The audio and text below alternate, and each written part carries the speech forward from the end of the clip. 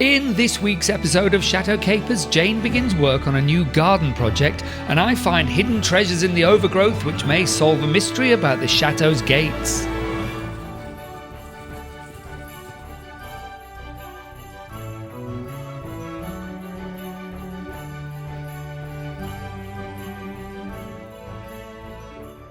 The farmer has ploughed in the winter cover crop ready for this year's planting, and for the moment the hill has taken on the appearance of an accidental sand dune. I know we do get dust blown in from the Sahara, but a whole dune might be a little excessive. Every job at the chateau seems to involve dust at the moment, and I'd had enough of it. With a few days of good weather, we didn't want to waste them hiding indoors. Jane loves this time of year and has been throwing herself into her new flower bed project, as you'll see. I went back to clearing the bed I started the other week. The bramble was out of control, so it was very much a gloves-on situation. The tree in this bed we believe is box elder and almost certainly self-seeded. They grow extremely quickly and probably sprouted in the decade the chateau was abandoned after the previous owner's death. Clearing bramble is not fun in any sense of the word as far as I'm concerned. There's definitely a sense of achievement when it's complete, but no joy in the actual work. What was fun though was uncovering all the things hidden in the overgrowth. Garden ornaments, plant pots, bits and bobs, and something very special indeed. I'll reveal it later. I hacked back as much as I could bear for one day. My next job here will be sorting through the garden treasure and raking out and disposing of the debris. Our friends Gav and Lynn worked wonders shifting tons of earth to create 3 separate beds for my new tropical garden project. I was insistent that there be 3 beds with enough room between each to get the mower in. Sorry Lynn, sorry Gav, I've changed my mind. Thanks, darling. Your impression of me is uncanny. But yes, I realised that the 3 beds looked a little bit like shallow graves. Plus, we had loads of soil left, so it made sense to make it altogether bigger. The other week, with Chateau DIY watching, I began cutting an opening in a wall for the new ensuite. Before I can finish cutting it, I need to deal with the wires hidden inside the wall. A cable detector told me they were there, but I needed to carefully get to them without damaging them. Once exposed, I can make them safe, pull them out of the way and carry on with the destruction. The old plug socket is the easy part. The conduit also carries the wires for the overhead light. I'll need to cut these wires and reroute them somehow. In the creaky bedroom, work has slowed a little as we've had so much else on recently. I've completed the wiring layout for the light and extractor fan, but the wires haven't been connected up to the mains, so for now this is just a light switch that does absolutely nothing.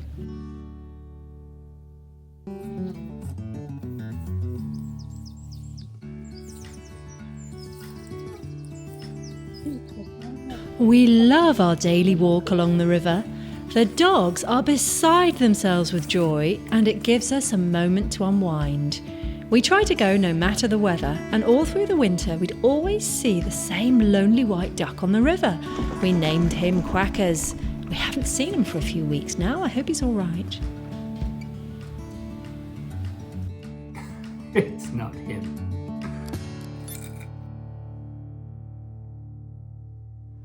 We were in Lidl and we saw they were selling fruit trees. When I say fruit trees, I mean they were selling boxes with pictures of fruit on them, which we assumed were fruit trees. We didn't really know what we were buying, but at $4.49 each, we couldn't resist. When I opened the packets, I realised there were bare root balls inside and they needed to be potted up. As luck would have it, we had some deep pots, which were perfect. So here we have it. We've got a juicy looking plum, sour cherry, a sweet cherry, a conference pear, and a peach, which we're quite excited about. They all look healthy. They're all breaking buds, and most of them are grafted, so they should produce fruit in anywhere between 2 and 5 years' time. If you think this is a long-term project, wait till you see what Rory's done. This is my orchard, my apple orchard. Well, last year I was eating an apple and I thought, I'm going to plant the seeds of this and see what happens. So I did, and these 2 grow really well. This one was a little bit slower to start, and this one, I got adventurous when these started to grow, and so I planted a pear seed. And so this is my little pear tree. But it's time to pot them up, so that's what I'm going to do. Oh, and by the way, if you're interested in the variety, there were seeds of a pink lady apple, but as any good botanist will know, and I'm not one, there's no guarantee that this will create pink lady apples. There will be a hybrid of pink lady and whatever the tree was pollinated with, or the particular flower that made the seed. Anyway, I'm going to pot it up. I may actually plant them out in their permanent spots in the garden this year, but we haven't yet decided where that will be. You may notice that the roots of this tree has circled around the pot it was in. Before planting out properly, I'll need to carefully untangle them, otherwise it could lead to growth problems in the future. As 2 of my trees are just tiddlers, I only moved them up 1 pot size. Jane has a lot of planting to do, and I didn't want to steal any pots she might need. Potted up and watered in, my work here is done. But my work here is far from done. Braving the horrors of the laundry room, I spent an hour or so working on the floor. Firstly, I was deepening the trench to accommodate the new mains pipe. I'll need to encase it in conduit and then have at least 5 centimetres of concrete on the top of that. I extended perhaps a metre of trench before losing interest and attacking the tiles. I was hoping the tiles would pop off easily, as there is thousands of them. I chiselled and chiselled and chiselled and chiselled. It is, in fact, a nightmare trying to get all of these tiles off because they're so small and so thin. There's no chance, with a larger tile you can sort of get your chisel underneath and sort of lever it up, and it all starts to pop and comes away easier. Often it's not doing it like this. Every single one is breaking up, and it's just a pain. And so I reckon that it's 20 minutes. Maybe I was working on just this area for about 20 minutes, and that's less than half a metre squared. So there's a great many of these still to do. So the only thing I can hope that will help is if I resharpen this chisel, because it has got quite blunt now. So if I can try and put a bit of an edge on this, maybe I'll be able to get under them a bit better. Otherwise, this is going to be hell on earth getting all of these tiles up. The sharpened chisel was much better. Instead of taking the rest of my life to get all these tiles up, it may now only take me till I'm 70.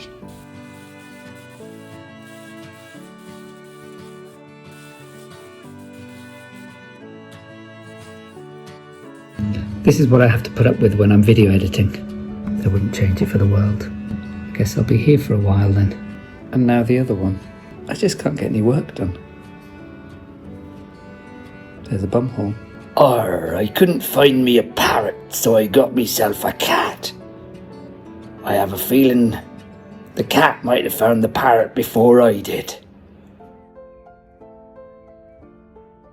Behind me is the remains of a huge pile of soil that the excavators left for us when they dug out the pool. And it's actually quite good soil.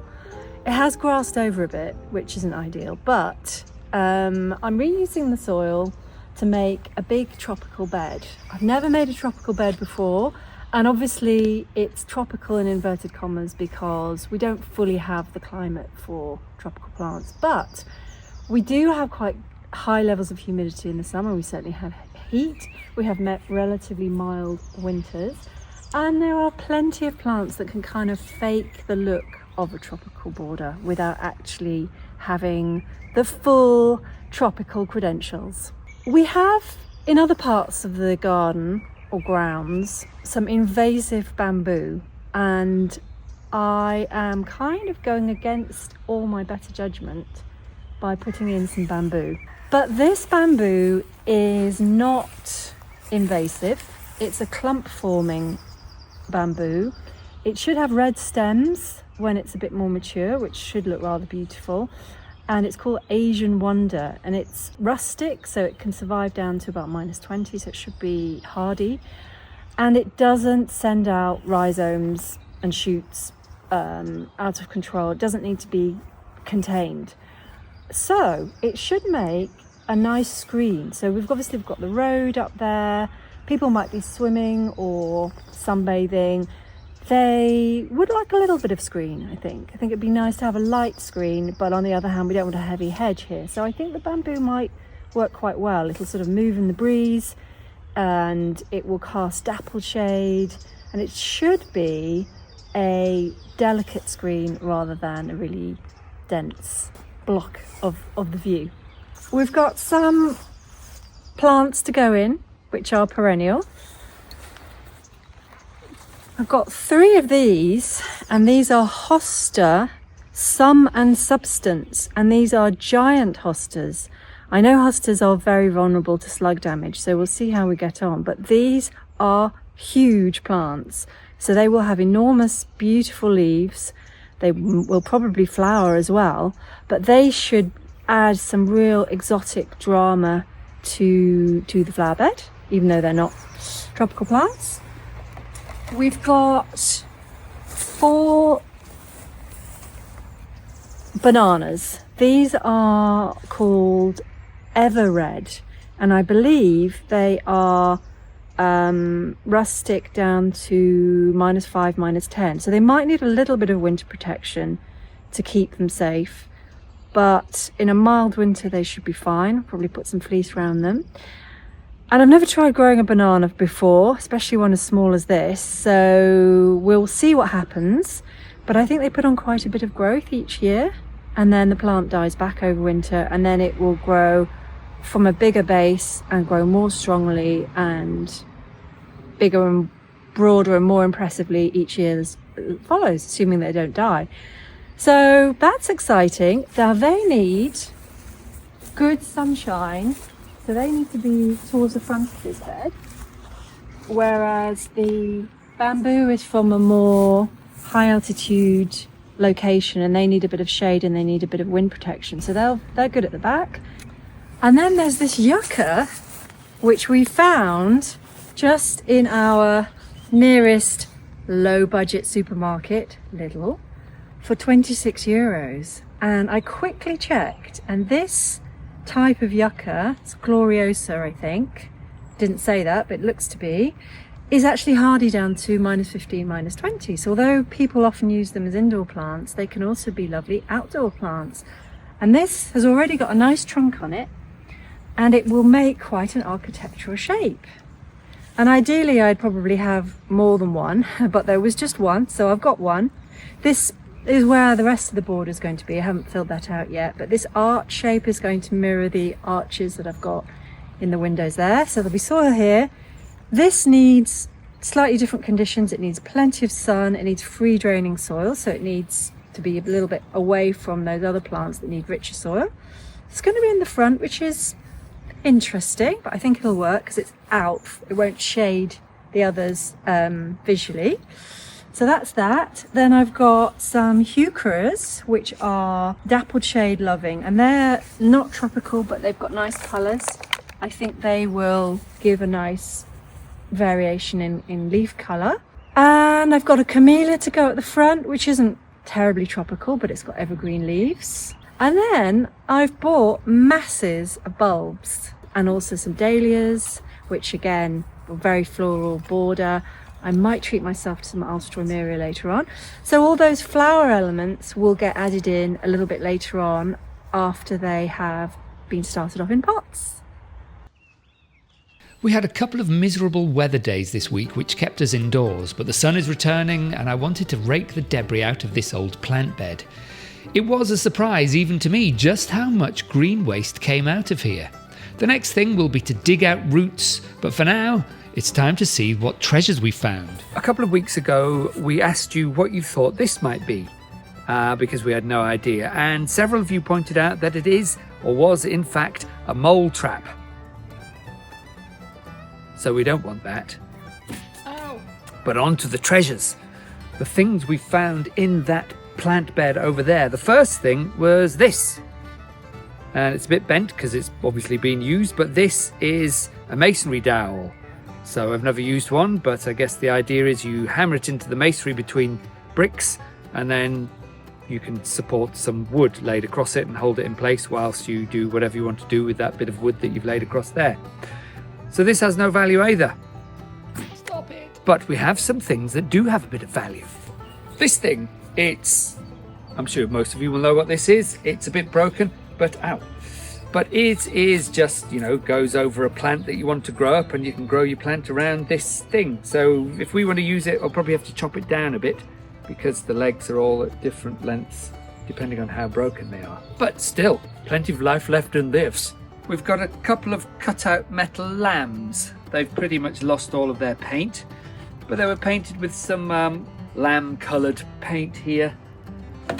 But this one's bent, so it stands like that. These don't really have any value. I suppose if we were bored one day, we could reshape this one and paint them both up, but I can't see that happening, to be perfectly honest. This, on the other hand, is quite marvellous. It is, as you will, I'm sure, know, just a garden brazier. So it's for putting wood in, setting fire to the wood. Incidentally, we already have one that we found here. So it was a matching pair that the previous owners must have bought, one in the dog garden.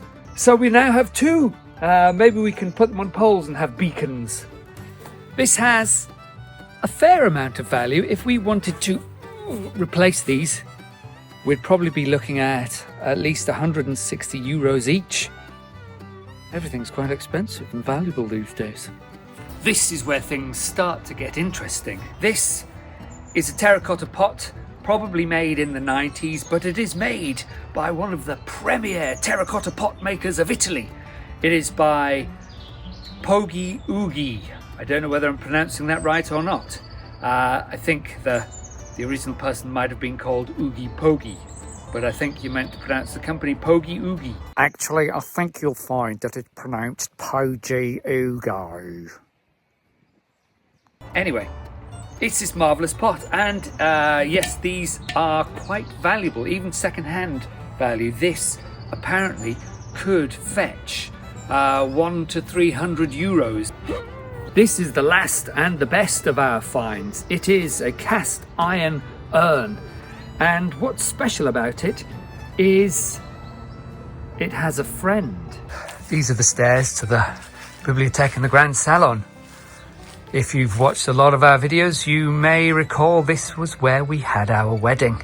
And this is an urn that looks remarkably similar to the other one around the corner, although there's no base on this one. I've just found a base for it by the back door, or the door to the back kitchen. There's the back kitchen. But that's another one, look. It's upside down, but that's another base, which must mean there was more than two of them. I wonder if we'll ever find a third one. But what's very interesting is that we know where, or at least we think we know where, they used to belong. In amongst all the things left behind by the previous owner were boxes of photographs taken at the chateau during the 1990s. Here is a photo of the gates soon after their installation. They haven't changed much in 30 years, but noticeably there is now something missing. As we can see from the photo, the gates behind me used to have an urn on the other columns. So at the side of the gates there's two other columns, and they had slightly smaller urns on them than those ones. Those slightly smaller urns are exactly the same size and kind as the two that we've now found in the grounds. So have we found the urns that used to be on top of the gates? Let's go and have a closer look. Let's have a look at these columns.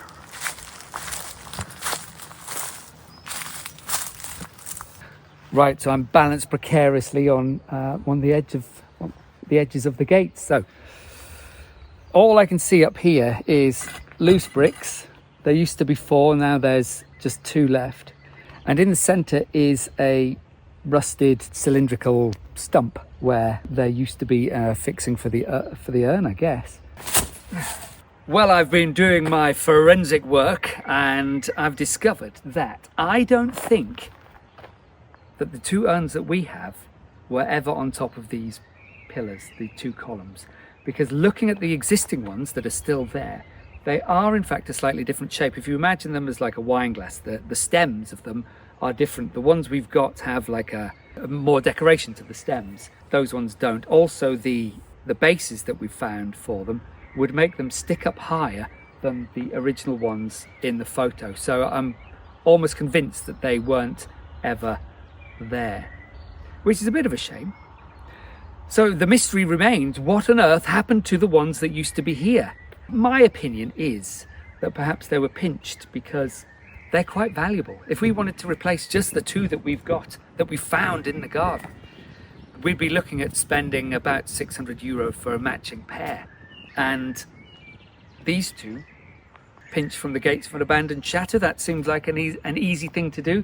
The other two are a bit too high, so I'm not sure anybody would easily get up there to pull them off. But unless I'm proven wrong, my theory is they were nicked, Gov. There is one more piece of the puzzle. This photo shows us that 4 urns once stood along the drive, and these fit the size and shape perfectly for the type missing from the gate columns. The chateau has previously suffered from a break-in and also had squatters. Perhaps they sold off the urns. We'll probably never know. We now just need to decide what to do with the pair we have. It's lucky that there is no smell-o-vision, because she has just rolled in something disgusting and very smelly. So lucky Jane, she's going to be giving her a bath when we get back. She did it again today, only worse. Any ideas how to stop a dog rolling in stinky substances? Please let us know in the comments, and we'll see you next time.